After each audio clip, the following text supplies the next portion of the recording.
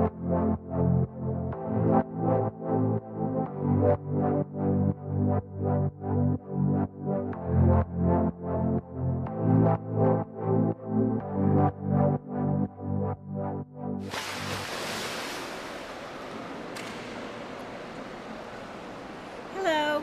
welcome to the AIDA Individual Pool World Championships, Belgrade 2018.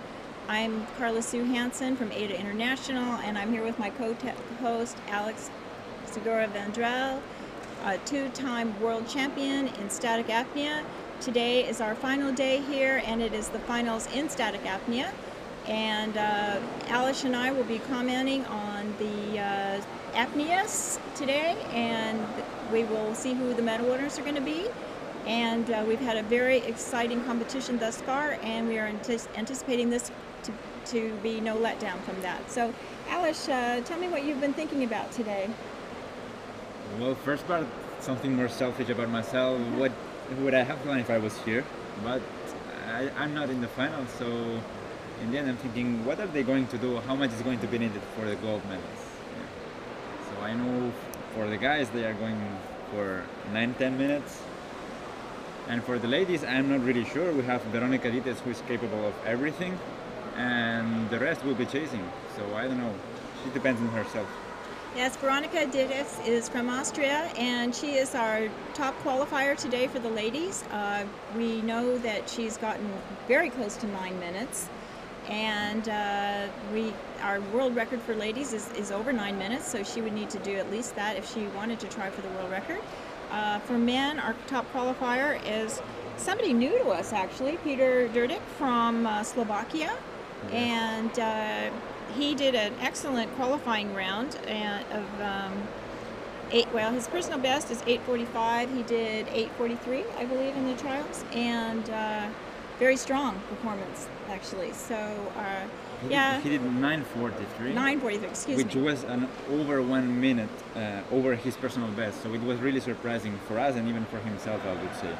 Yes, it was yes, and he has been training in Germany. He lives in Germany. He sent me a message. He has 2 children, and he wanted to say hello to his family, of course. So we'll be seeing him coming up later in the day. His start time is 9:45. So right now in the pool, we have our openers. They are the people who are just doing sort of a practice for our system, and also that gives them an opportunity to do a little static for themselves and see how they're feeling today. So I'll just let you know who these people are, just so they can get some attention. And lane A, we have Kyoko Oshiro of Japan. Personal best is 5 minutes and 44 seconds.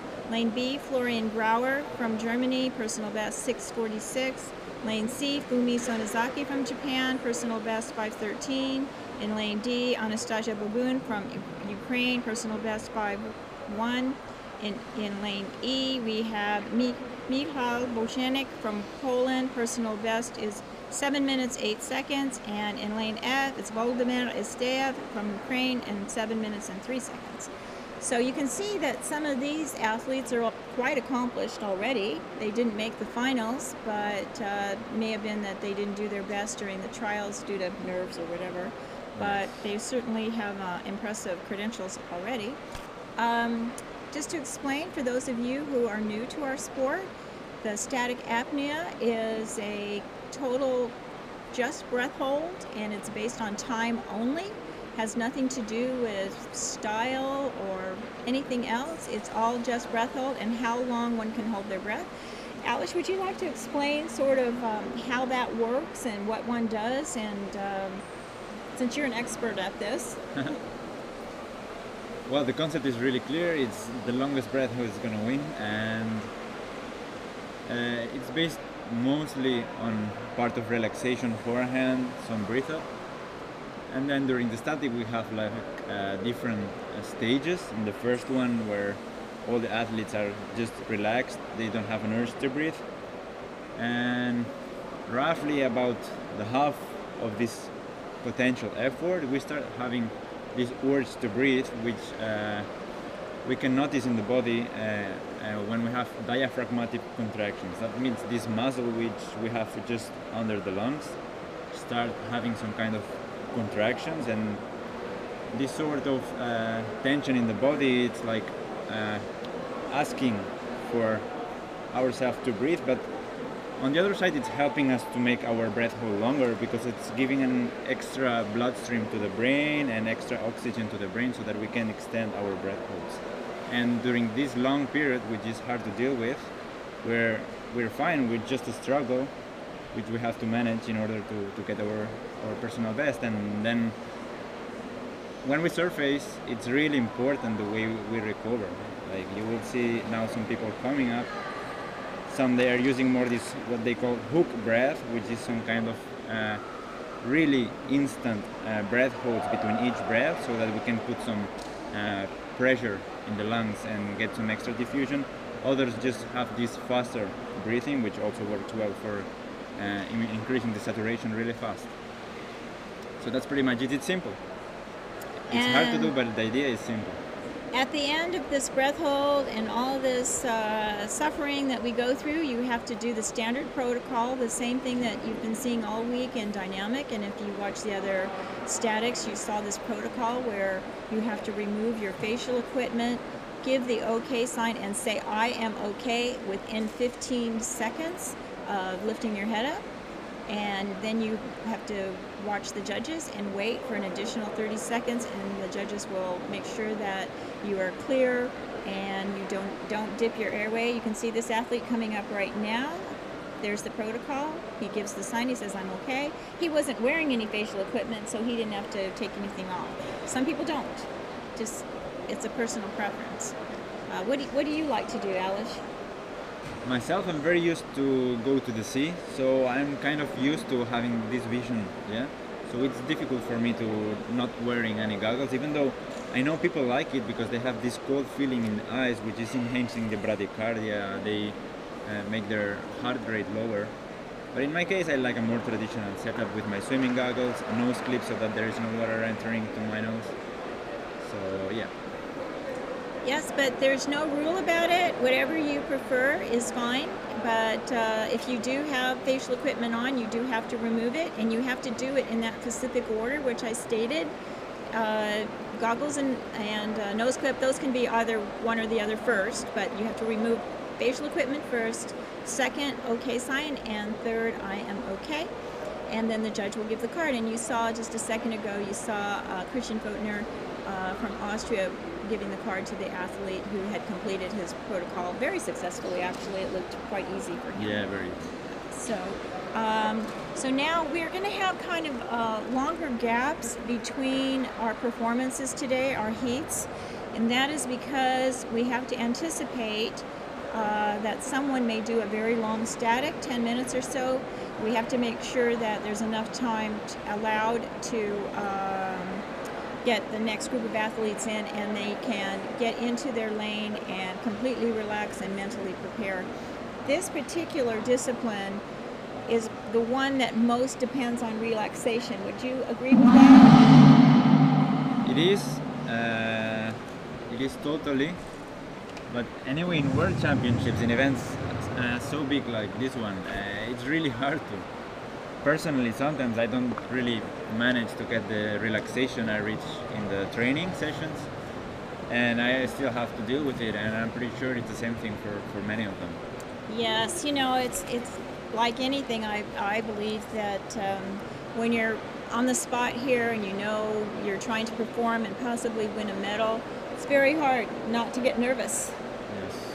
I think people try to employ different techniques to try to calm themselves down and lower their heart rate, some more successful than others. People use visualization, various meditative type tricks and procedures and little techniques that they have, and to varying degrees of success. One thing we do have that is in the rules is one is not allowed in static apnea to use a heart monitor. So you can't be looking at it to try to get your heart down with artificial means by observing it in any way. So you have to if you're trying to get your heart rate down, you have to do that all on your own without any additional equipment. And so some of the technology that's come about with these new watches and things that people have that monitor various the heart and blood pressure and things like that aren't allowed. It makes sense because in the end you can even measure the oxygen saturation. Yes. And instead of making your own decisions, just leaving it to the technology, which would be just not like a sportive decision, I would say. Yes, you could look at the monitor and check those numbers and see that you're starting to, get to the edge and just come up, and it would save you from having any kind of compromised protocol. It would be totally assisted. Yes. So that's not allowed. And this morning we have some of our top athletes will be competing in this static apnea event. Yesterday we had really a pretty big surprise, I would say, in the men's dynamic final. The people we had thought and predicted might win, or at least put in very good performances or be close, didn't live up to what expectations that I think they had from themselves and what we had for them. And some of those same people are competing today in the static apnea, and I'm referring to Goran Cholak and Matus Malina from Poland. So how do you think they're feeling? What I don't know, did you speak to them yesterday about their performances? Yes, a bit. In the case of Mateusz, he won the dynamic no fins, so he kind of accomplished something. Anything that comes from static will be extra. So I think he will be doing his own performance and not trying specifically to go straight for the gold medal unless he feels specifically strong. In the case of Goran Cholak, he had a bit of disappointment from these previous days. He's a really strong athlete, and in the end he didn't manage to get these gold medals we all want to. So I'm pretty sure today he will be totally focused, and I guess his team will be watching to all the other athletes, especially Durdik, so that he can make sure he can place the first position because he really wants to. Yes, and then we've got Peter Durdik in the mix there, who I had not met prior to this competition, and so it will be interesting to see if nerves get to him, because now the pressure's on him, being that he was the #1 qualifier. That puts you in a different position than when you kind of sneak in and nobody knows who you are. Yeah, sure. I remember myself in the same position a few years back. When I just started in my first attempt in AIDA World Championships, I went over 10 minutes. Just because you have clear mind, you have nothing to lose. So you compete on your own and you do it because you want it, and you can take as much risk as you want. So that was probably the case of Peter Durdik. So I'm pretty sure today it will be hard for him to reach the same number. Yeah. But since I don't know him, I don't want to anticipate it. Maybe he's capable of doing even more. I don't know. Yeah, he looks strong. Okay, we're coming up now in our B final heat. These are the men that qualified in the second, the 6 men in the bottom 12, I guess I would say. And let me point out to you who we have here. In lane A, Willi Hoffmann from Germany. His personal best is 8 minutes and 33 seconds. In lane B, Pascal Rebou from France. His best is 8 minutes and 6 seconds. In lane C, Alexander Maximov from Russia. Personal best 7 minutes 40 seconds. In lane D, Eric Lachivert from France. His personal best is 7:42. In lane E is Karol Karsh from Poland. Do you remember what Karol? He's 7 something, I would guess. It's not here on our list. And in lane F, Krzysztof Dabrowski from Poland, and his personal best is 8 minutes. So these men are very capable of putting down some big numbers. They are not eligible to receive a medal, even if they do place within the top 3. Being in the B final, they are not allowed to compete to get a medal, but they can certainly put down some big numbers just for their own satisfaction and accomplishment. Yeah, sure. In the case of the A and B, Willi and Pascal, I think they were in the A final 2 years back, so they have very good experience in this kind of events. I'm pretty sure they will be managing this series. Yeah, this is got a stopwatch here. We will have the times running here as well, but I'll do my own stopwatch too, so we can kind of keep an eye on it, overall times here. So there you can see each athlete has a coach, and the coach will assist them, and They're allowed to touch them, position them, read times off to them, tell them where they are, how they're looking. There's Carol Karsh right there from Poland. He's tall and thin, just like Alish. And he's doing his little packing there. That's the additional breaths. And now his head is down, and I'll start my timer. So the athlete, you can see, is trying to relax, just floating in the water. They don't move. If you move, you will be expending energy. So Alish, right now, when you first start, what are you going to try to do right now? If this was you, what would you be doing as trying to get to the point you want to be? And for myself, it's a very fast review of the tensions of the body. So I try to release every tension. And then afterwards, to put my heart rate down, I try to be aware of it. I try to feel my heart rate so that I can just slowly make it go down. You can actually, when I'm nervous anyway, I can actually feel my heart pounding in my chest in this position right now, and I'm trying to tell myself to relax.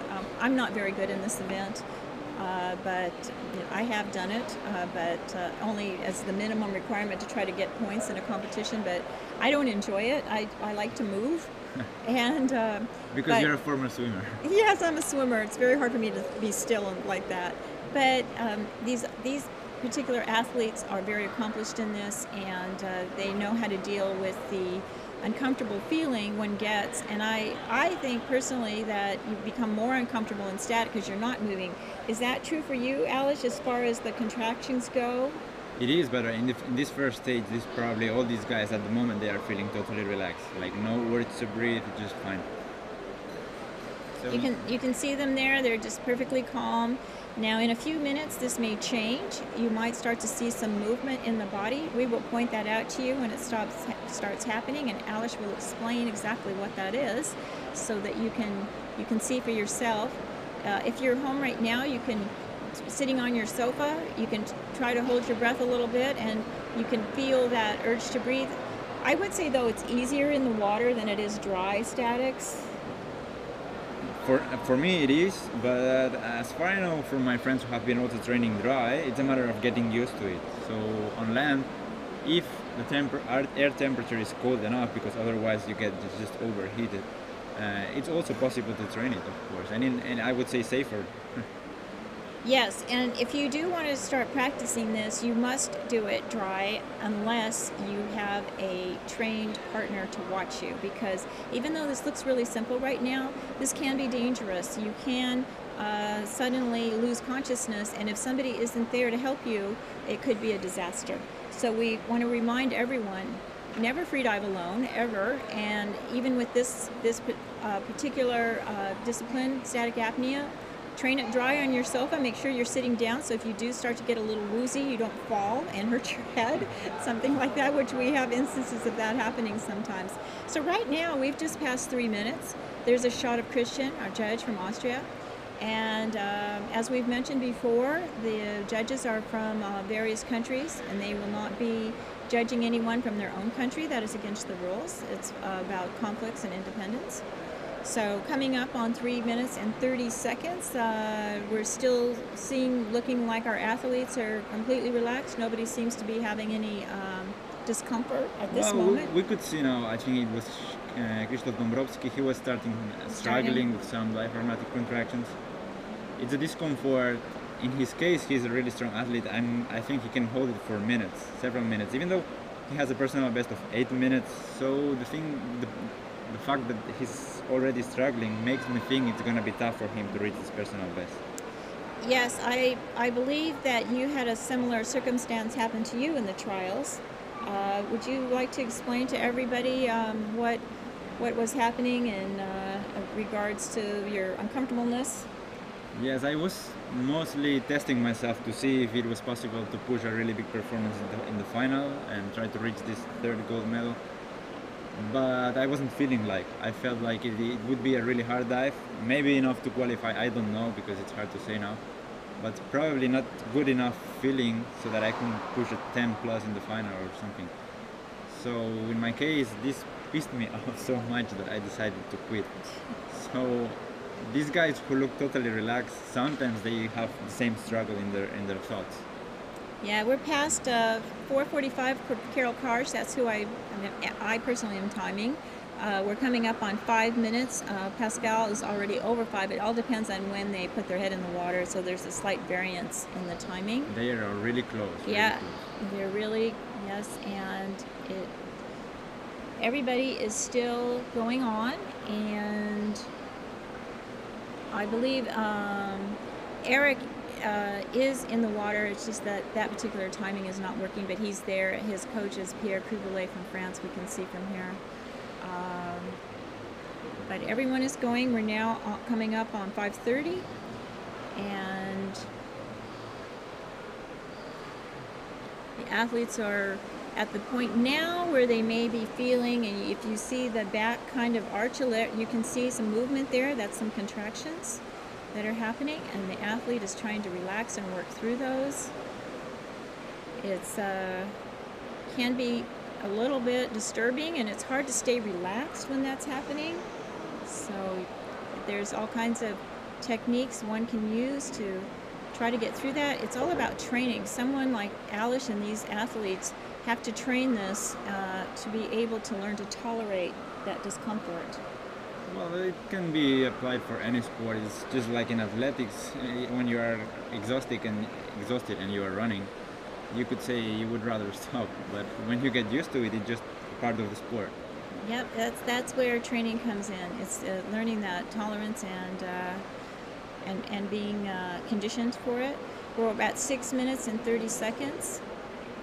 One thing about static apnea is that it seems to be better for not eating in the morning, especially the day of the performance, and static people seem to watch their diet very closely. It seems to play a part in making one have the ability to hold their breath longer.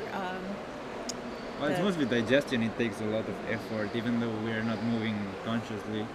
All the digestion is consuming oxygen. So yeah, most people are on empty stomach.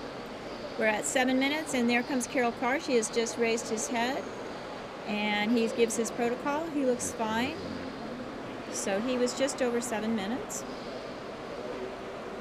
Our other athletes are still continuing on past 7 minutes. So we'll see how far they go. We're at 7:30 now for Willy Hoffmann of Germany, and Pascal Reboul from France. Yeah, Pascal, he's now up. He's up. He just came up. Looks like he was around 7:40. And Eric as well. Eric, yes, he's up. Carol is up, as we said. Willie's down, and Krzysztof Dombrowski is still going as well. So 8 minutes for them, eh? Yes. Big time. Big time here. We're past 8 minutes now. And look at Krzysztof. Even though he had this early struggle, he's still going. He's still going. What a monster. So he worked through that. Whoa, now he's up. Now he's up. There he is. Alexandra as well. And Willy Hoffmann struggling. Struggling, but fighting. I think it's a personal best for him. It's 8:30 now. Yes. Good. That was Here, a Krzysztof. good one there. That's a successful performance. White card for Pascal Reboul at 7 minutes and 40 seconds. White card Carol Karsh, 7 minutes. Let's see what's happening now here. So first one in the series, it's Willy Hoffmann with 8:32. 8:32. That's a great performance for Willy. Or is it? Wait, Is he still Alexander going? Maximov in 8:57? No. No. Let's see. No, it's just No. running. No. So it's Willy Hoffmann, then Krzysztof Dombrowski. Yes. Oh, nice card for Willy. 8:32 for Willy Hoffmann. And, well, his personal best was 8:33. It seems like he was right at it, but that's an excellent performance from Willy. You can imagine trying to hold your breath for 8 minutes and 30 seconds. For those of us at home or who aren't so accomplished in this, that is amazing. So we have Willy Hoffmann at 8:31 is the final result there. Pascal Reboul, 7:40 white card. Eric Lachibert, 7:35. Carol Karsh at 7 minutes. And Krzysztof Dombrowski is at 8:12. 12, 12, yeah. And Alexander Maximov, we don't have that number yet. He's somewhere in between, but he's lower number than Will Hoffman, but I think anyway a very good number. Very good number. All these men look like, I believe Alexander was successful as well. We'll wait and see. We just don't have the report yet coming out of that lane. We have a system that reports the results as they come in. Sometimes one doesn't go in as quick as the others, so maybe there's a discussion or something like that. So I remember 2 years back, Krzysztof Dąbrowski winning the B final. This time he didn't win, he was really close. Yes. It was Willy Hoffman, but Willy Hoffman 2 years back, he was in the A final. Yes, it's 8:32 wasn't good enough for the A final. The A final for men, trying to see what the qualifying was. No, it was a long 7. A long 7. Around 7:45 yes. or so, yeah. Because first the expectations were really high, but then some of us, we didn't have our best performance. Yes, and sometimes people are more conservative just to try to get in, and you just have to make sure you're not too conservative and don't make it. So, yes. Yeah, you can see Willie there being congratulated by the other men and his teammates from Germany. Hans-Jürgen is right there, who just swept him. And so we still didn't get that number on Alexander Maximov, but we will later.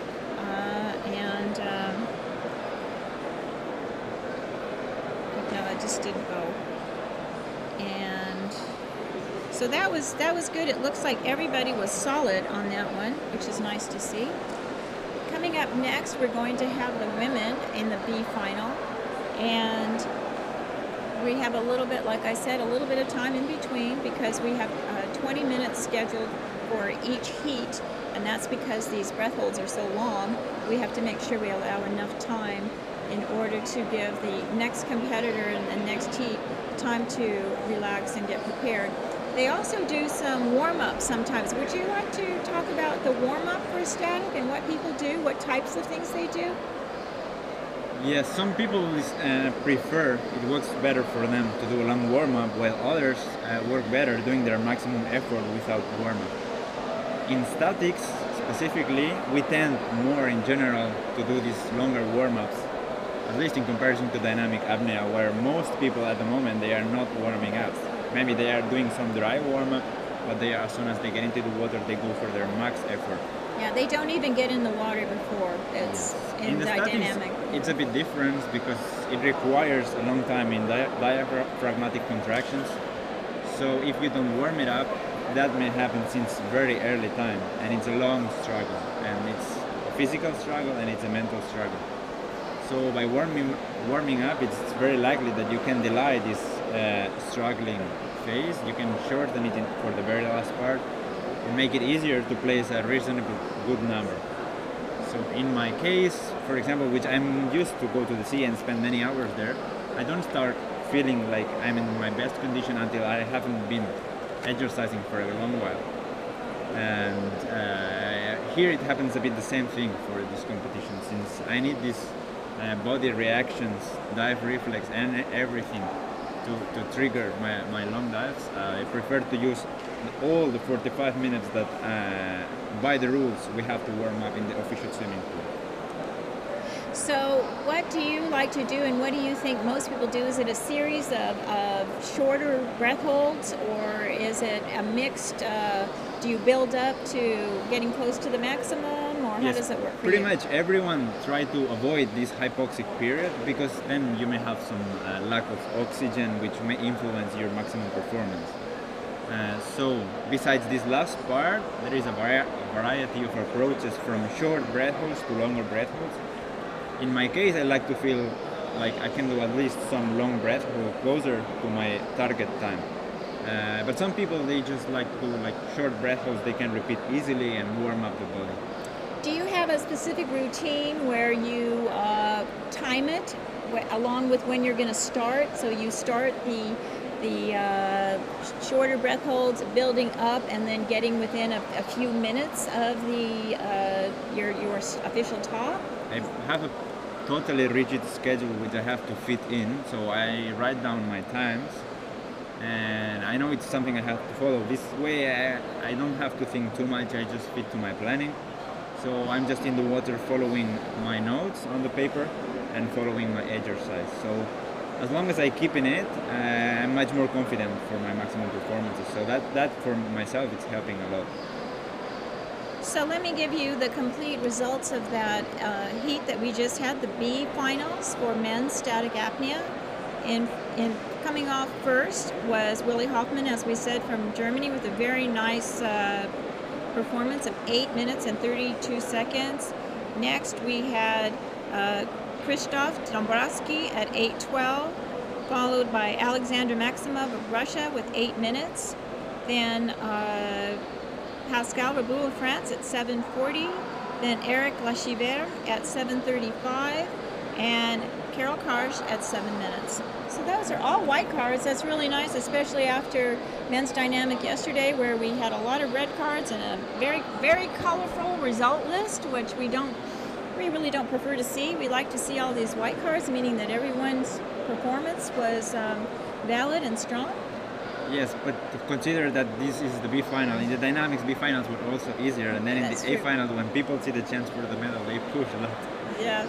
And we predicted, it was interesting, I had Radoslaw Gasha from the Polish team here with me, and Eric Alish was on the side of the pool trying to give me signals of what was going on, and I was so lost. Yeah, I know, he wasn't over here, but he was helping us, and Radek and I were trying to comment and what was going on. But anyway, we kind of made the prediction that the ladies might be more conservative. They tend to be, and sure enough, that held true. They all got white cards for their finals. So it's just something about, I don't know what it is, about gender. But we thought, well, somebody could really push it. But instead, they had really nice performances. And we did have a new world record yesterday in dynamic apnea, a very strong world record from Magdalena Solif-Tolanda. And she was really pleased with that. It's what she broke the long-standing record from Natalia Molchanova, and now Magda is the world record holder in both disciplines, in dynamic with fin and without. It's a total success. But on behalf of Natalia, I would say she did her world record in the short course pool, which is more difficult with the monofin. And she did it during the Team World Championships. In Sardinia, I saw that performance. It's a lot of lengths to go, a lot of turning, and in dynamic apnea, that turn takes a lot of energy. It's difficult to turn that fin around on the wall.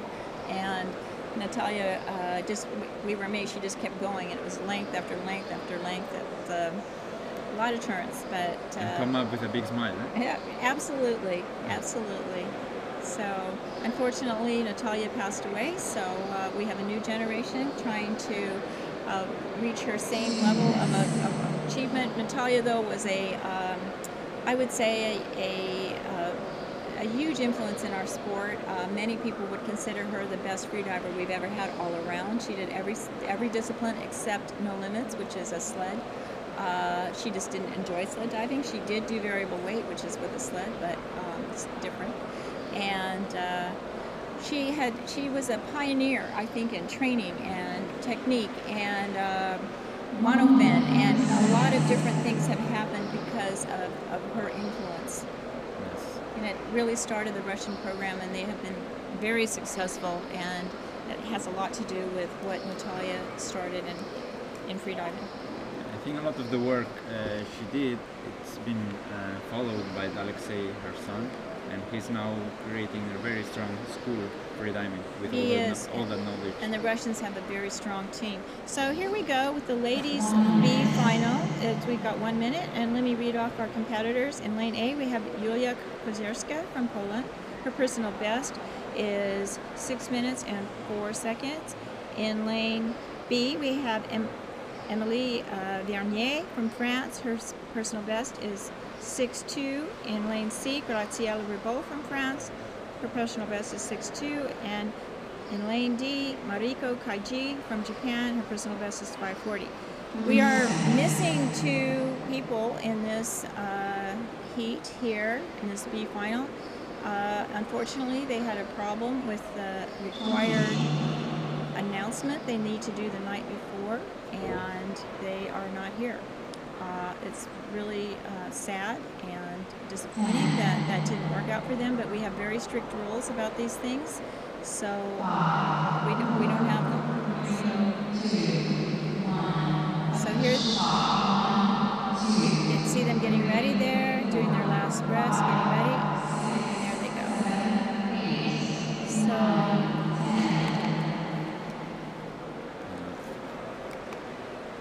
Lane A, we can see Julia. She's double silver medalist, so it's really impressive how she can push like big performances in every discipline. Yes, and with some of our competitors, they she's just really having a hard time with those. We can see the water rippling from here. Oh, and there's the Japanese girl Mariko is up now. So over 5 minutes. Over 5 minutes, yes, over 5 minutes. Wow! So all the ladies. Yeah.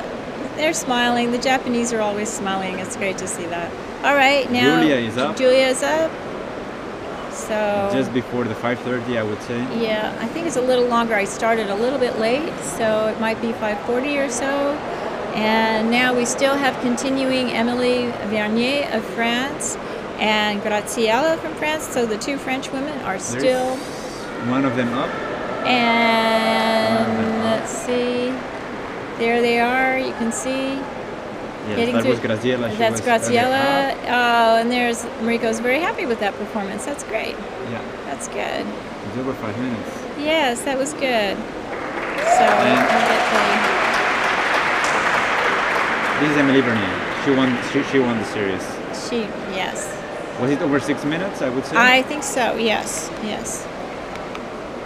So we'll see the results here soon, and we have for Yulia Kozerska, Emily, Graziella, and Mariko.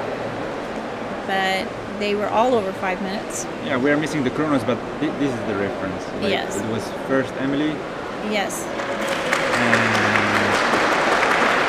it's a white card for Emily there. Yes. She's in first place.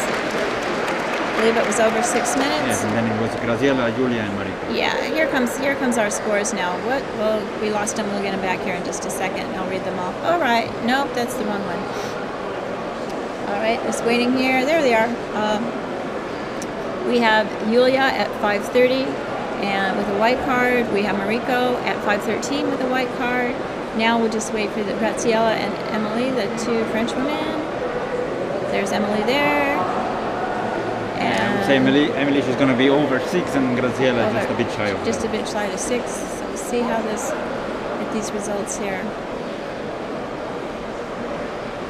And she's being congratulated by her French teammates, of course, for her white card. I believe all these women received white cards.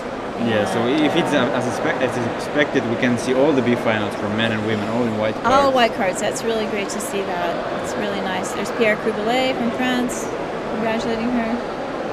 And so Graziella, or Emily, was 6:02, and we believe Graziella was just under 6 minutes. So we believe that Emily is the winner of this heat at 6:02. And we had Mariko with the white card, 5:13, and Julia, 5:30.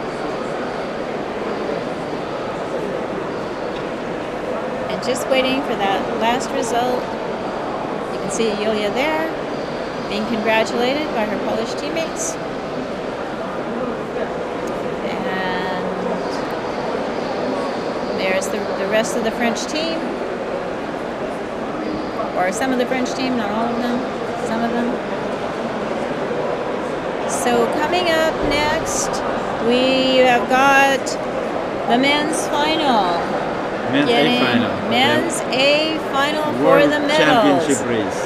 And this will, well, after yesterday's predictions, which I was totally wrong, I'm somewhat hesitant to make a prediction and say that we're going to have something over 9 minutes here. I'm not sure that I am. Okay, Alex is willing to risk his reputation. I've already ruined mine, so. I would say we're going to see something like 9.5 over. Okay. Over 9.5 in the first place. Graziella, here she is at 5:33. So here's our finals for the B for the women, Emily Vernier, as we said, first place, 6:02. Very nice performance for her. Graciela Riveau from France, 5:33. Julia Korzerska from Poland, 5:30. And Mariko Kaiji at 5:13. All white cards. Very nice. They're very happy. That's great. It certainly looks nice to see all those white cards up there. That's good. All right, so let's start with this men's final. It's going to be starting at 9:45. So we have a few minutes here in between. And because as I said, we have to leave a gap because we just don't know if somebody's going to do a big 10-minute performance, as Alice has done in the past. And we have to make sure that there's enough time and that everyone is calm and quiet so these athletes can prepare. I can see Peter Durdik over there with his coach, Katerina Romanova from Russia. Peter is here alone as the sole athlete from Slovakia. So Katja has graciously offered to coach him. You don't have to worry if you come to a competition if you're the only one from your country and you don't have any teammates. Somebody will always help you and would be glad to do so and feel honored if you ask them. So for those of you who are thinking about competitions and think, oh, well, how could I do that? I don't know anybody. I don't have a team. It doesn't matter. you can. It's nice if you have a team and it's nice to have that support. But the other athletes here will be more than willing to help you if you need support. I would say the competitivity underwater is extreme, but outside everybody's pretty helpful. There is no such a bad competitive feeling outside, like people fighting each other, so like everybody's helpful. We are all trying to get our best. And later underwater, it's a different story. Yeah? We all want to win. Everybody wants to win. Yes, nobody's going to say, "Oh, I think I'll stop early so that my friend next to me can win." No, it's like any sport. We all want to win. But there's Peter there. He is our top qualifier. He did 9 minutes and 42 seconds in the trial performance. Now, the number that you see on the right there is their announcement, and we were trying to explain this yesterday. This is a little bit confusing, what this is. The announcement is you have to say the day before, make an announcement, and that means that that is the minimum you are expected to do. If you do less than that, you will be penalized with a yellow card and points will be deducted. The thing about it is that if there is a tie, the person who is closest to the number they announced will be the winner. Yeah, in the case of static, it's very unlikely because it's 1 second. It can happen, of course, yes. But it's unlikely. Yes, it is. So this announcement is really just for, in static in the finals, it doesn't really make much difference. But no, actually, very often it has nothing to do with the final result. Yeah. So, but that's what that number is there. That Peter, that 7:05 is what he announced. That is not what he did in the trials. He did 9:42. So he is seated first on the leaderboard. There's Malina. Yes, there's Matus Malina there. He's just relaxing in the water, doing his preparation. And Peter is just sitting on the side. He is not in the water. He must be a no warm-up diver, or he does a dry warm-up, whatever it is, I don't know. And then we have next to, in this next lane, next to Peter will be Goran Cholak from Croatia. And Goran is a very strong competitor in this event. He has won the static competition that is in the UAE, and we spoke about that the other day. That particular competition has big prizes, including a Range Rover. It's a different type of competition. You have to be underwater hanging onto a rope, submerged, and you're not allowed to wear any sort of facial equipment or a wetsuit. So it's different, but Goran is quite proficient in that. Next to Goran, and then the center lane C, is Matus Malina, who won yesterday a bronze medal in the dynamic with fin competition, and 2 days before that, or a couple days before that, he won the dynamic no fins competition, of which he is the world record holder. So, you know, Matt already has 2 medals, but I'm sure he wouldn't mind getting another one. Yeah, for sure. For sure. In statics, we all know he can put some big number, even though he's not so much experienced, because for a time he has been more focused on dynamics and depth disciplines. So he has kind of big potential, but you never know what's going to happen. Let's see today. Yes, and next to him we have Laurent de Belgrade from France, and Laurent chose not to do a dynamic swim yesterday in the B final. He wanted to focus on this event, so he's I think he's expecting, something good from himself. I sure hope that works out for him. And since he gave up his place for another diver, he in advance said he was going to pass and let someone else go. Next to Laurent, we have Budimir Buda Sobat from Croatia. He goes by Buda. And his personal best is 7 minutes and 43 seconds. But I've seen some 8 plus from him, so I'm pretty sure he's ready to go over 8 minutes. And in the final, lane F is Valdemar Karlsson, Valley, as we call him, from Sweden. And Valley competes a lot. And he is in that, his personal best is 9 minutes and 1 second. So Valley has a big capability. And so any one of these men, if they have a good day, could get a medal. All of them are capable, for sure, even though the top 3 guys are in the lanes A, B, C. Yep, so we'll be following them. I will start my watch at, let me get my other one, and Alice can we'll time 2 different people in case our thing works. So here we can see Valdemar. It's curious approach. He's still dry on land. We are 4 minutes away his coach, from the official top. His coach there is Nicole Edensbo, also of Sweden. She's coaching him and helping him with his routine that he likes to do. So she's trying to give him some reassuring words or some kind of relaxing conversation, something that works for him mentally to get him into the right frame of mind to be able to do this big breath hold. Nicole wanted me to wish her brother a good day today. He's getting married and she is thinking of him and sorry she can't be there because she's here, but she wanted to send out word to her family that she's wishing them a wonderful day today. So we can see a big announcement from Goran Čolak, 9 minutes and 9 seconds. That means he's not 100% forced, but kind of to reach that number, because otherwise he would get a penalty. Absolutely, he'll get a penalty. So Goran is putting a lot of weight on this event today.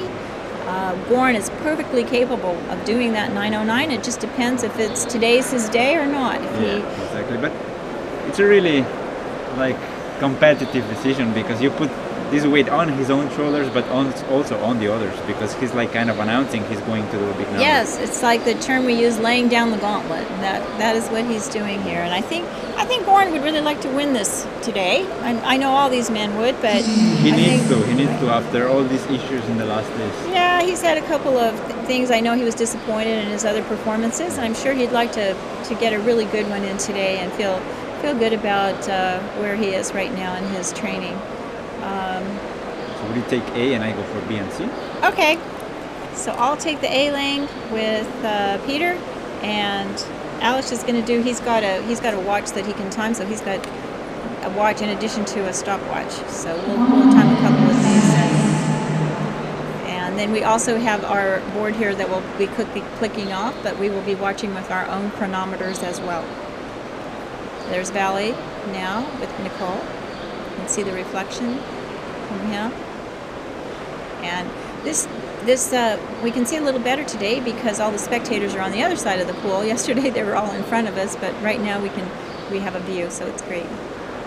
So we've got a overhead camera on a big boom tube provided by Divite, and that's so you can see from the top, and you can see we've got cameras on the bottom of the pool, so you can see the athletes from the bottom too.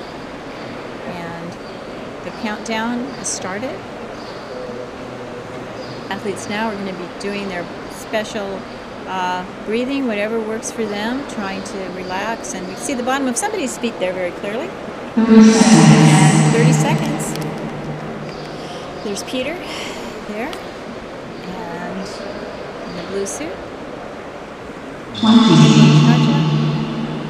There's Valley starting his packing, and Nicole looking on. This is the only event we have where the coach is allowed to be in the water and assist the athlete. 5, 4, 3, 2, 1. Official stop. 1, 2, 3, 4. There goes Valley, and there goes Peter. So I'm starting my chronometer now. Alish has his going as well. So we could be here for 10 minutes or so on this one heat if things go as planned. Could be so, yeah. Yeah, so we'll see. When Alish did these two events did these in the last two competitions, we were there for 10 minutes watching Alish, and so these men are trying for that privilege. And so there you go.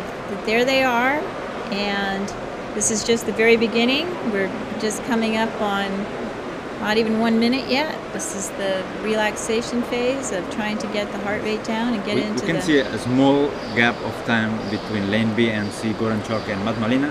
It's not exactly. We have the chronos on real time, and we can say they are really close, like 1.5 seconds away each other. Yeah, they can start any time within the first 10 seconds without penalty. They can start up to 30 seconds, but if they go after 30, they're disqualified. So Alish is one of the only people I know that tends to go late. And I don't know why, he just can't seem to get going before the 10 seconds. But I think it's just lack of experience, seriously. But on my top dives, I always made a white card. Yeah. So yeah, I'm proud about it. But it's true that sometimes I go too late. Goes too late. We keep wondering, go, go. In our head, we're saying, go, go, and he hasn't gone yet. But then once he goes, he keeps going. But you know, if you have a small penalty, the way to correct it is just you hold your breath for a bit longer. That's yes, that way you have to get a few extra points to get ahead of the other people, because you've already lost some at the beginning. So it's only 1 point per 5 seconds. That's how it works. But you have to kind of calculate that extra point. So now we're at 2:07 on Peter in our lane A. He is our top seed for today. And at this point, everyone is just, there's Tiana, she's with Goran, Tiana Nikolic from Serbia. She's coaching Goran Cholak today. And he's wearing a Malchana sweatsuit. Alexei has his own company now where he makes wetsuits and monofins and nose clips and other freediving equipment. And his monofins are quite popular, especially in depth. A lot of people like them. They're custom made to fit you, and colors and things like that. And here is Matt Malina, and he has no facial equipment. He is not required. He can do whatever he wants. He does not wear facial equipment. He's able to hold his breath without leaking air out of his nose. There's Katya with Peter. It's Katya in the pink suit. She's the team captain of Russia, but she's helping Peter today from Slovakia. She's looking like a ninja, eh? Yes, yes. She's watching to make sure everything's okay. And there's Nicole talking to Valley. She's giving him some times so he knows where he is. We're at 3:20 right now. She's reassuring Valley that everything's all right, letting him know where he is. Some athletes like to be talked to and comforted. Others don't want to hear a thing except at certain times. Yes, I would say it depends on the length of this relaxed period. Myself, I have like quite a few minutes which I'm totally relaxed. I prefer not to have external input because it just slightly disturbs me. For people who have like early struggle, sometimes it's good to have some external input that gives you reference of time, motivation to set some shorter time lapse that you can just go fulfilling your small goals. Maybe it's the case of Valdemar, who is struggling since early in the dive, but we know he can do anyway a very good result. Yeah, we see Katya gently moving around. You don't want to create waves or any disturbance or anything that would change the relaxation. Sometimes when we train, though, we train in public pools, and you can have swim team right next to you or whatever. So it's not always so calm when you do this when you're training with your friends or your teammates at home. You're in a pool that you can't tell people not to jump in or jump out. You just have to put up with it. But in a competition, that it is required that it's quiet and calm. Here it's Laurent. He's already in some small contractions. He's managing quite well. We're coming up on 5 minutes now. Same thing for Matus Malina. Yes. Yes, he's having a few contractions. You can see him moving around. He just let out a little bubble of air. We're getting close to 5 minutes. Yes. Over now. Over 5 minutes now. Oh, there's Laurent. That is Laurent. He's struggling. He's having a little bit of a problem. He's trying to get himself back into the relaxation mode. He's at about 5:15. I'm pretty sure he can stay in this position for minutes. We're gonna see. Yeah. Some people, it helps them to stand up and put their arms up. It can help those contractions, and moving around can help them a little bit. I think we need to see if we can get these 3 people to move. It'd be nice. We have a couple of people blocking us. No problem. Yeah. We have time. Plenty of time. Yeah, we have plenty of time. But it'd be nice if we could see. We're at 5:45 now from Peter. Laurent is, and yeah, he's gonna, yeah, good. All right. So here we go. Here is Laurent. Now he's kind of back again. He's 6 minutes 6 now minutes. for most of them. Yes. And everyone is still down. And just in up, Laurent. Yeah, Laurent's coming up. That is it for him. And it just wasn't his day, which is too bad. I think he really was planning on doing something really great. I'm pretty sure over 8 minutes. Yes. Yeah, and so he's at 6:10. Just didn't work out for him today. That's too bad. Well, I mean, that was a great performance, but not what he expected. He had a really good championship anyway. He did did. 250 meters dynamic, which is a really big Which is number. really great, yeah. Unfortunately, he didn't deserve a final position, but it was just like so unfortunate. It just depended on the announced performance. Yes, he was bumped out One of those few cases where it makes a difference. Where it makes a difference, absolutely. Yeah, he was bumped out of the A final and moved down into the B, and didn't have a chance to go for the medal, but still that was a big personal best for him. And so now we're at 7 minutes. Everyone else is still continuing at 7 minutes and looking strong. And there's Matus Malina there. He's struggling a little bit at 7 minutes. Seems like it's a little bit difficult for him today, but doesn't mean he can't work through this. And there is Valley. He's having some contractions and struggling with his coach Nicole. Valdemar Carlson from Sweden. Yellow card for Laurent. He was under his announced performance. That means he did less than what he had announced. So that is a penalty of points deducted from him. Durdik Cholak looked really comfortable. Up, there's Valley is up now at 7:40 or so. He's giving his protocol and struggling through that. Whoa, he's looking a little bit. You can see his lips are a little blue. He's a little hypoxic there, but he's hanging on. He's totally fine. It's a little bit of a struggle, but he's okay. That's less than what he normally does. He's probably got some nerves. Of course, this is the World Championships. It is hard to do your best when you've got everything on the line. As far up, there is that Matt? Buddha. Buddha is up.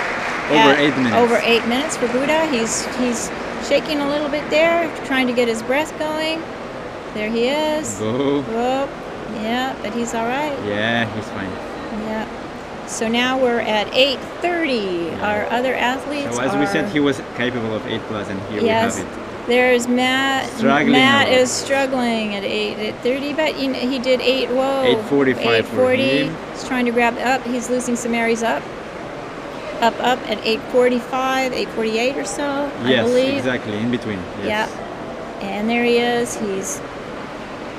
He's up. He's fine.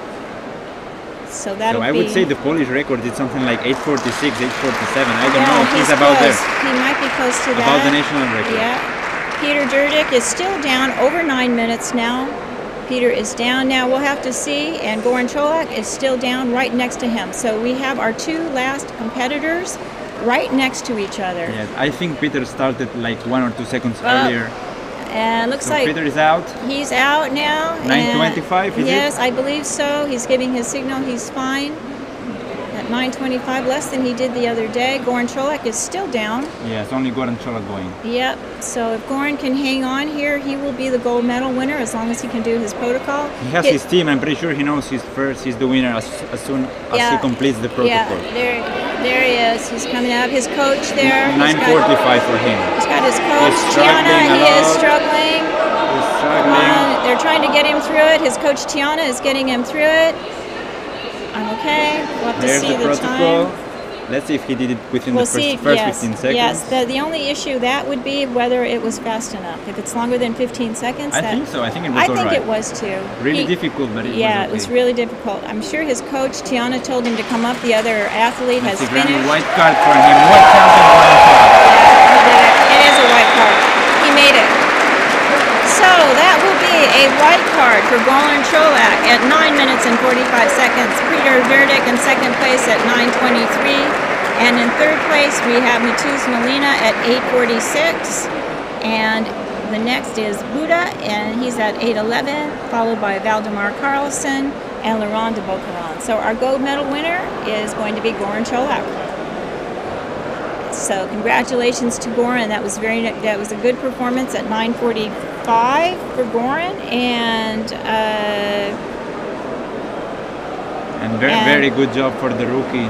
Yes, and I'm sure he was more nervous today than he was. Peter Durdick, he placed very good result in a world championship. Yes, excellent. So he's our silver medalist, followed by Matt in third place. So Matt has 3 medals. Matt 3 medals, and today, I don't know if it's a tie with his national record. Yeah, I hope they will soon tell us. Yeah, let's see what his final result was. It'll come up here in a second. There's Goran Cholak right there. He's talking to head judge. Grant Graves is congratulating him on that performance. 9:45. So there's Matt Malina. We'll find out here. So he did 8 minutes and 46 seconds. I don't know if that's a tie for the national record. Let's see. Alice is going to try to get Matt over here and find out. He'll go ask him, and we'll find out for sure.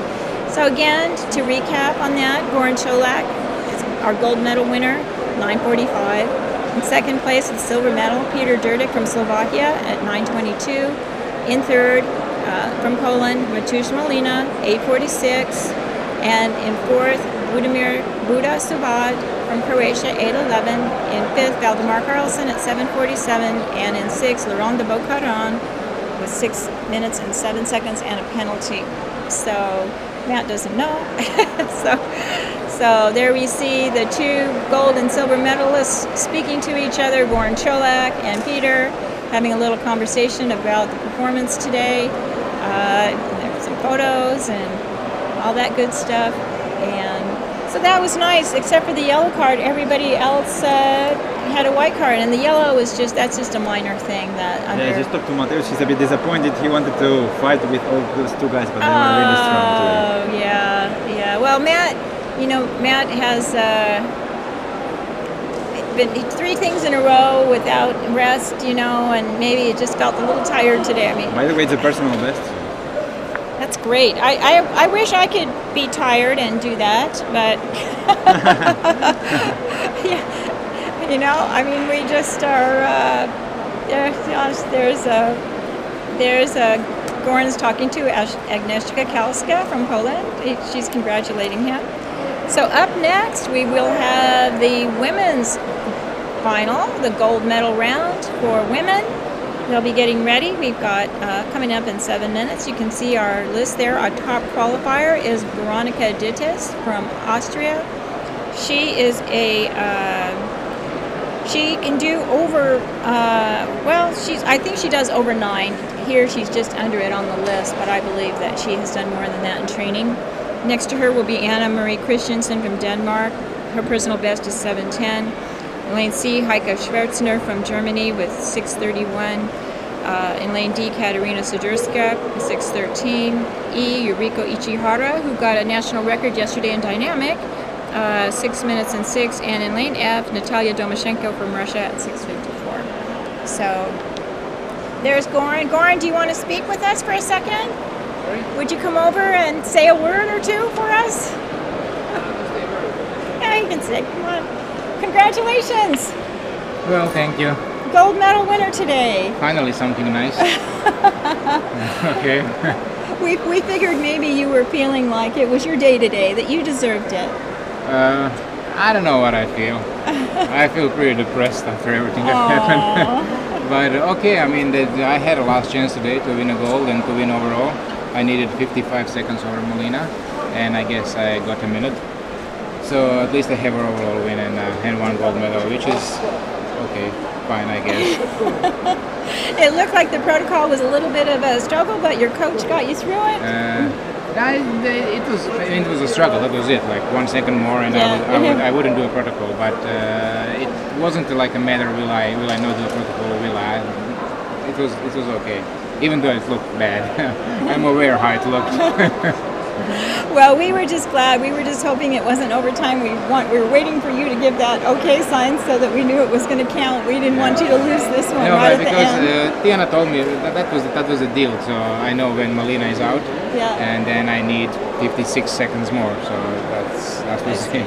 Okay, that's great. That's great. Well, What were the other results? Yeah, well, we have, let's see, Matt was, Alice will remember, I didn't have a chance to write it down. Peter ended up with around 9:20 something? 9:23, I believe. Here it is. So you were 9:45, and then 9:22. Matt was 8:46. He was having some contractions early. Buddha at 8:11, Valley at 7:45, and Laurent just didn't have it today, 6:07. So I literally won by 3 seconds. Yes. Yeah. Well, finally I had some luck. Yeah. It's about time. So yeah, it's tough, isn't it? I mean, at the World Championships, it's just. Yeah, this was extremely tough. I mean, you saw it with Matt yesterday as well. Yeah. He told me like at 200 he felt like 250, but at least his body endured 4 days, and my mind body just totally collapsed. I mean, it looked like I quit from my dives, but I didn't. That was it. Just my body totally gave up on me. Yeah, so I guess just sometimes exhaustion just takes its toll. It was a bit too much. It's like my 10th max attempt at Worlds in the last 15 days.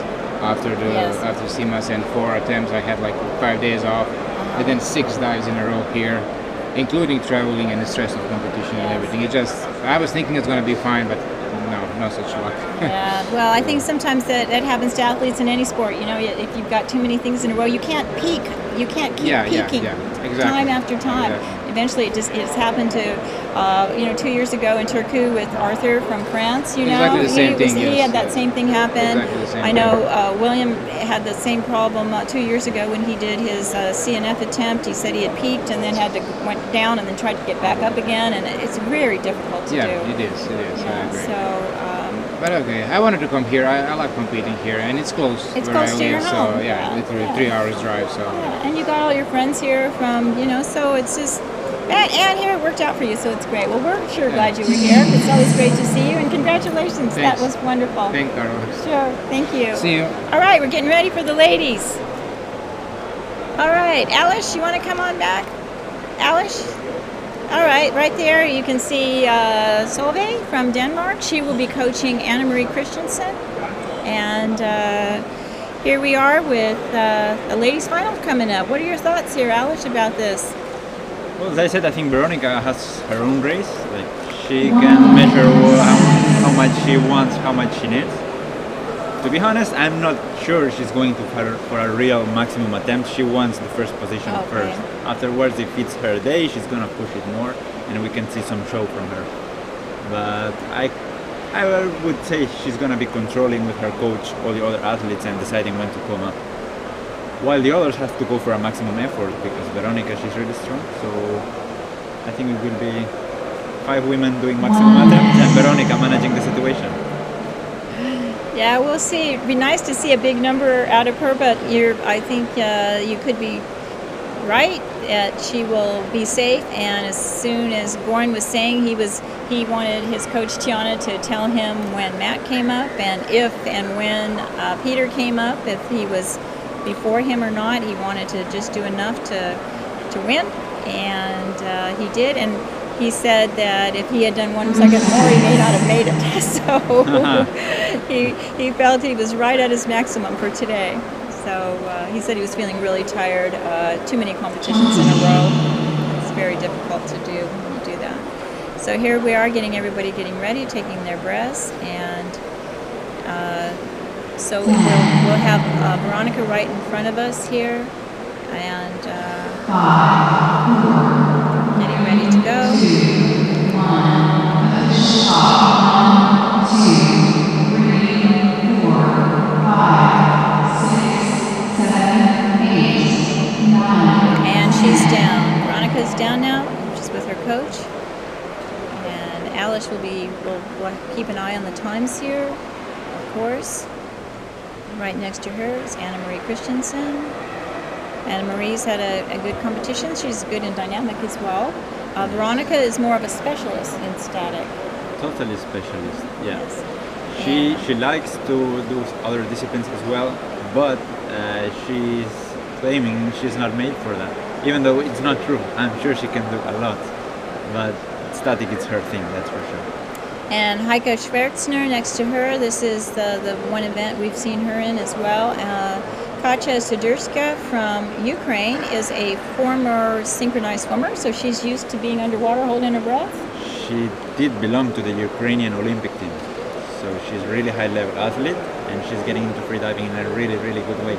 Yes, and she's strong. She's strong in the dynamic events as well. This is just an added one for her since she's used to holding her breath. I think she's used to those feelings. You can see her being coached there by her teammate Alexander Bubenchikov, who was our gold medal winner yesterday in the dynamic apnea with Finn. He is very good at static as well, but he chose not to compete in this. He was focused on the with Finn and no fins, and it worked out very well for him because he got a gold and silver medal. So He's the new dynamic world champion. yes, and so that decision to not do a static, I think, helped him not even maybe physical exhaustion, but mental exhaustion. Yeah, he was totally ready for his dives, while the others maybe they were thinking also of the overall ranking because they are racing for this first position. Yes, so then... Usually there is nothing special for the overall points of the competition. It's discipline by discipline, but this year there is some prize. So yes, there's a prize, yeah, so they want to win in this one. So it's a different thing. It's that Goran was talking about, trying to win that. AIDA International has put money into this. We have prize money available for the winners, so it's a special thing. We can see everybody. We're now at there's Anne-Marie, and there's Solveig. She's coaching, and we're at 2:30 now, 2 minutes and 30 seconds. Not even halfway through what we're expecting to happen here, but we'll see. Don't know. Perhaps sometimes somebody has a problem and comes up sooner than we or they expected. But right now everybody's looking good, looking very relaxed, not having any trouble at all. It's just going along, and everyone is just taking their time and trying to get into that groove of that relaxation and feeling comfortable. You can see Yuriko there, Ichihara, and she's had a great, we had a special record attempt event yesterday following the main competition. It was kind of a little mini competition, and Yuriko got a new dynamic record. She was really excited about that. We're going to have a little mini competition following our broadcast today too after a break, but if you turn back we'll be showing it. It'll be a static national record attempt for those who want to try one. And Tomashenko, she's looking 100% relaxed. Totally relaxed. We're about 4 minutes, 10 seconds to go. But yeah. So Natalia is doing well and not having any trouble. This is exactly where you want to be right now. Just relax and not having any issues at all. And I think that Yuriko may be having a little bit, she's having a little bit of struggle. Her coach is trying to help her there. It's Shin Na Oi, her coach, trying to help her with getting relaxed and continuing on at coming up on 4 minutes and 30 seconds. Anne-Marie's coach, we can see Solveig giving her some information there, probably time, telling her where she is so she knows. Sometimes it's comforting to know that you're getting closer to your goal and that you've only got a couple more minutes to go before you reach what you're trying to get. There's Katja with her athlete coaching, and she coached quite successfully Peter Durdik. So she did, yes. She must know what she's doing. She's been around the sport a long time. She's a very good friend of Natalia Molchanova, and she's an instructor and involved in lots of different things in AIDA. She's one of our top AIDA judges. Over 5 minutes now 5 for all the minutes ladies. now. All the ladies for over a minute. We have a little bit of a struggle going on here. And Heike. that is Heike Schwerzner struggling a little bit. 5:30. 5:30. As Alice was saying, there's a pretty big gap in the personal best between Veronica, who is seated first, and the other ladies. Veronica has done almost 9 minutes in a personal best, and the others, the strongest one is Anne-Marie Christensen next to her. If Veronica is feeling well and everything's going well, she should have an advantage. There's Katja trying to encourage her. Just over the 6 minutes. 6 minutes. That's struggling, really struggling there. And It's Natalia Domashenko. Natalia Domashenko is Now feeling. we can see some tricky protocol. Oh yes, that is. From Katia Sadurskaya. Yeah. Yes. Oh, let's see. Yeah, that was. She was fighting and really now, hard. and there is Domashenko. She's up. She's struggling as well too. She's shaky. And there is Heike Schwerzner of Anne-Marie Germany. Christensen, she's also up. Anne-Marie came up. So it's only Veronica Dittes in It's the water. only and Heike as Veronica. well. Yes. Oh, So Veronica doesn't have to go any further in order to get the gold medal because the other ladies have already come up. just as announced. Yes, Anne-Marie It looks so Christensen. easy, but it it's looks so hard. It's so This pressure when hard. you're told, yeah, when you're nervous and everything. Anne-Marie at 6:37, Heike Schwerzner 6:27, Katerina Sadurska.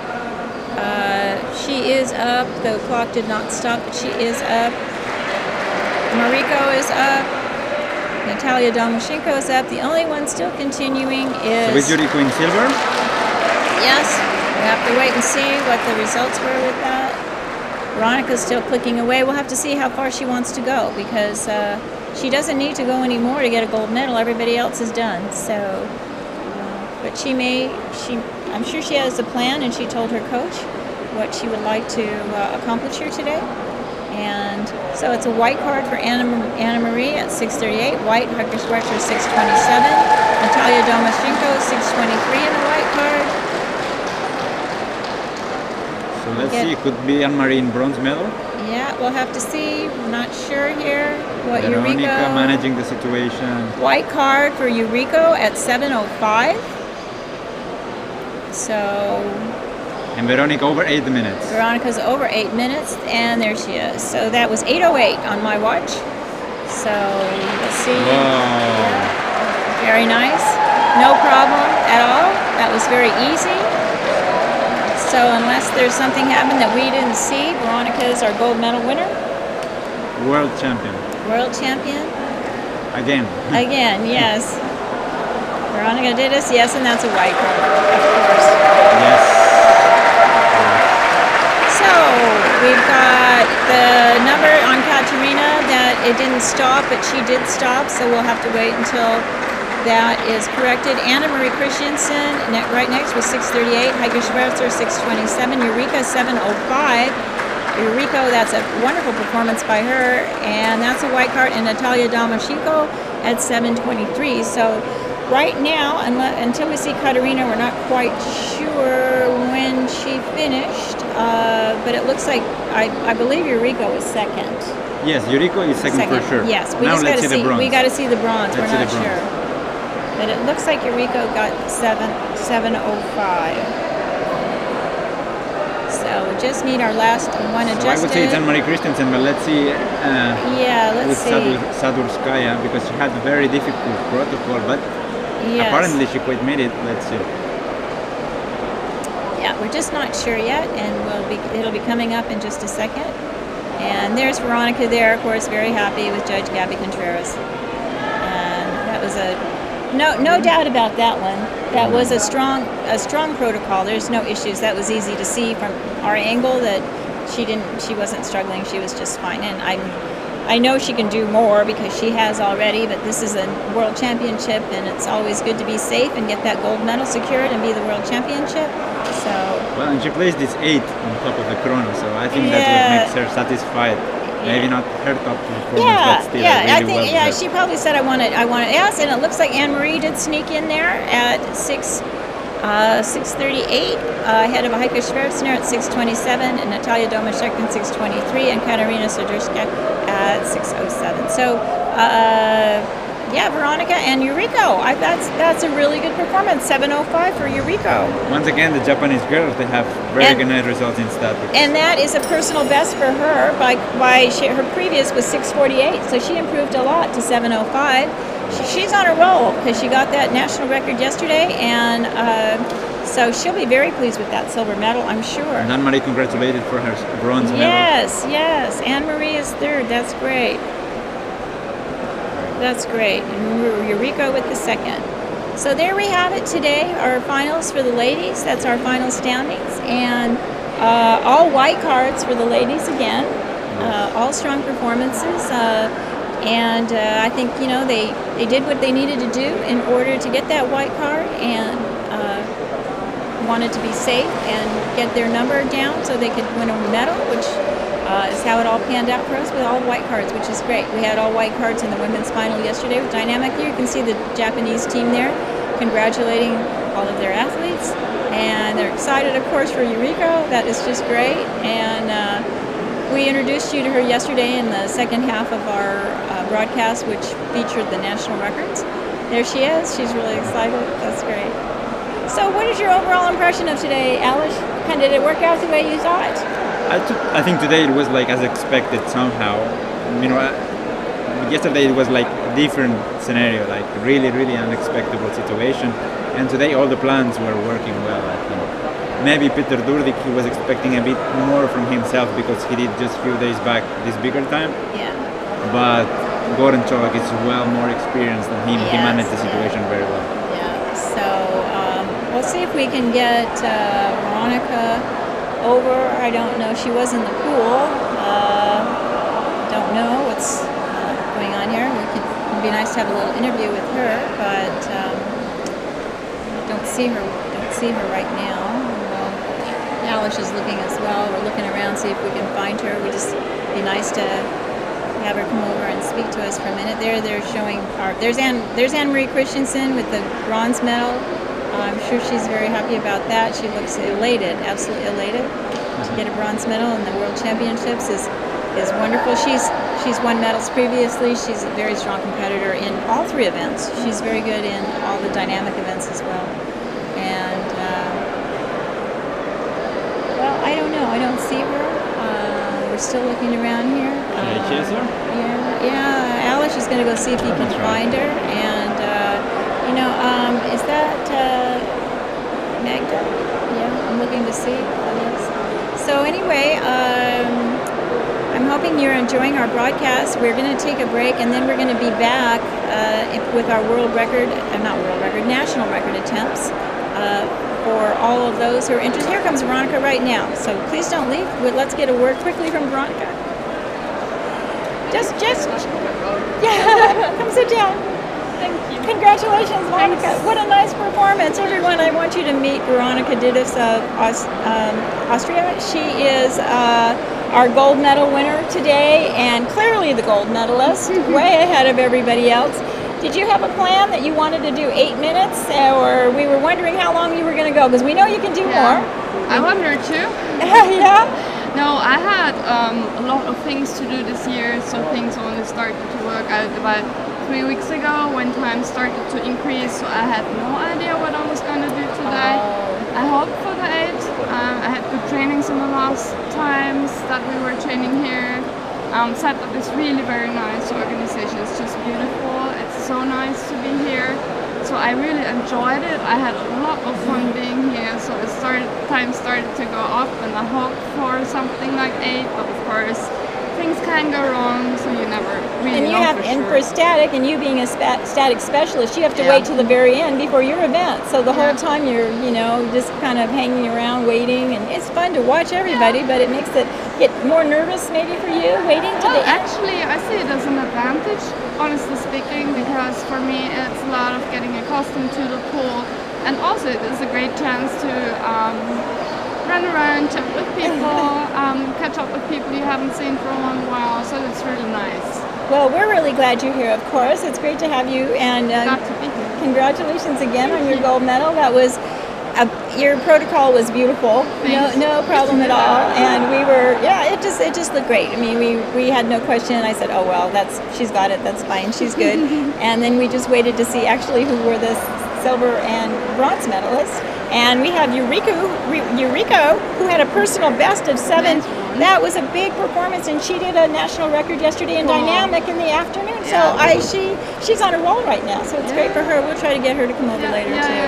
But thank you so much for joining us, and congratulations again. Great job. Thank you. There's Eris. Okay, so anyway, I think we'll go on break right now. We will be back for our national record program in another half an hour or so. Thank you for joining us, and please tune in to our YouTube channel. It's AIDA International, AIDA Freediving on YouTube. The Dive Eye Facebook page has our videos as well. You can check our website, aidainternational.org, for more information about freediving. And we hope to see you back in just a little while after the break. Thank you. Bye-bye.